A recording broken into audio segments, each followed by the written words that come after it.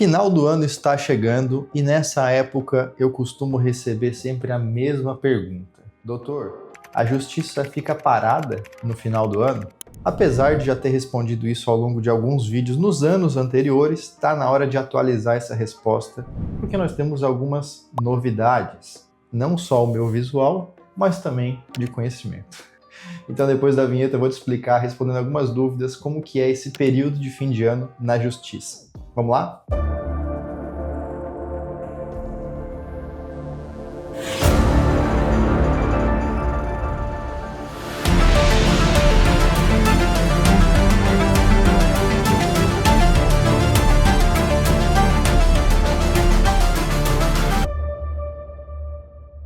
Muito bem. No final do ano, geralmente a justiça faz uma pausa. Essa pausa ela é conhecida como recesso. Então, neste recesso, o que acontece? Não há atividades do judiciário. Está programado para acontecer agora em 2024 esse recesso, essa paralisação, do dia 23 de dezembro até 31 de dezembro e depois em janeiro até o dia 3 de janeiro também.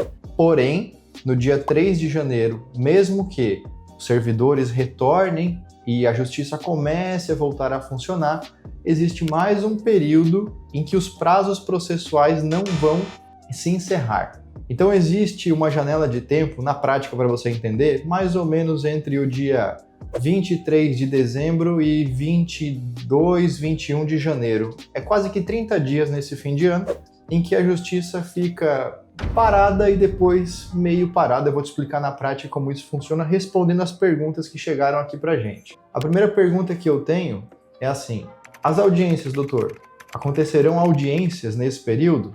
Bom, como eu já disse, a justiça está parada. Uma das principais atividades da justiça, que envolve as pessoas, que as pessoas de fato participam de algum ato, né, ainda presencial ou online, são as audiências. Tendo em vista esse recesso, essa paralisação, não teremos audiências. Então, já se sabe que nesse período nenhuma audiência acontece. Essa é a regra. No final do vídeo eu vou explicar uma exceção a essa regra, mas por enquanto fique somente com a regra e saiba disso.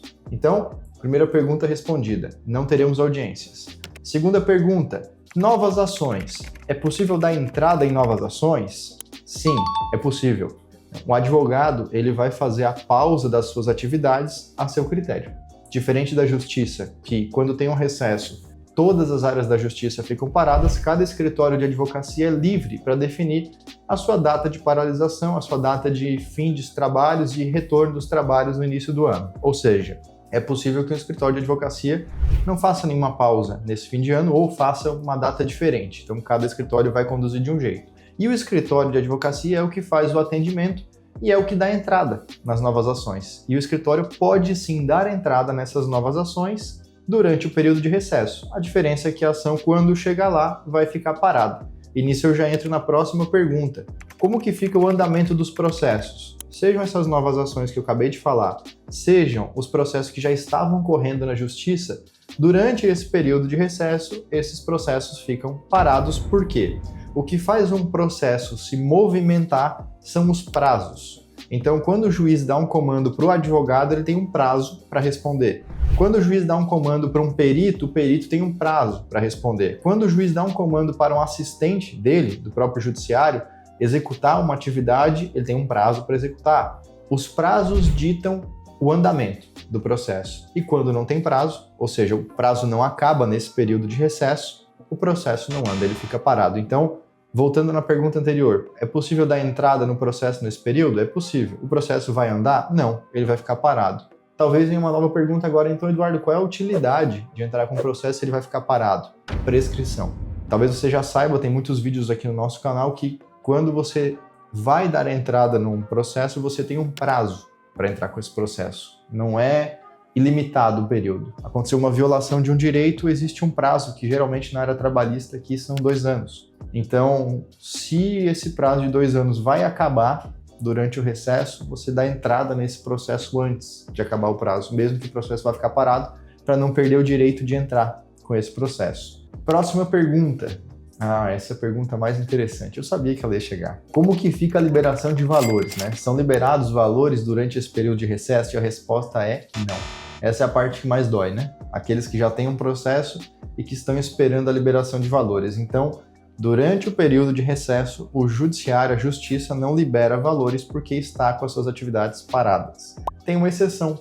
Valores que já estão sendo pagos e que não dependem do judiciário continuam sendo pagos. Exemplo, você tem um acordo. Você é uma empresa, você é um empregado, existe um acordo e nesse acordo já está prevista qual é a data do pagamento acontecer. Vamos supor que a data de pagamento é sempre dia 30 de cada mês. Então, dia 30 de dezembro, no meio do recesso, esse acordo tem que continuar sendo pago? Sim. Então, os prazos de pagamentos que não dependem da justiça continuam valendo. Agora, liberação de valores vindo da justiça não vai acontecer. Chegamos aqui, mais uma pergunta, uma das últimas perguntas sobre prazos. Se os prazos ficam parados, se alguns prazos ficam correndo. Eu já expliquei ao longo do vídeo.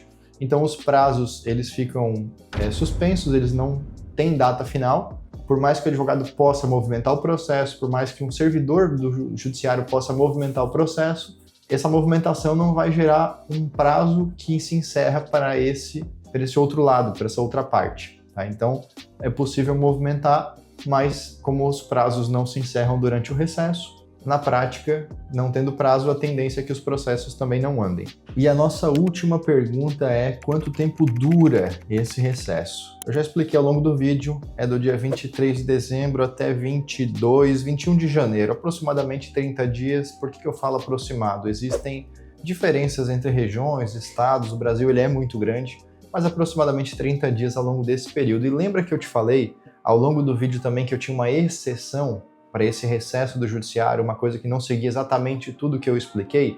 Essa exceção diz respeito aos casos de urgência e emergência.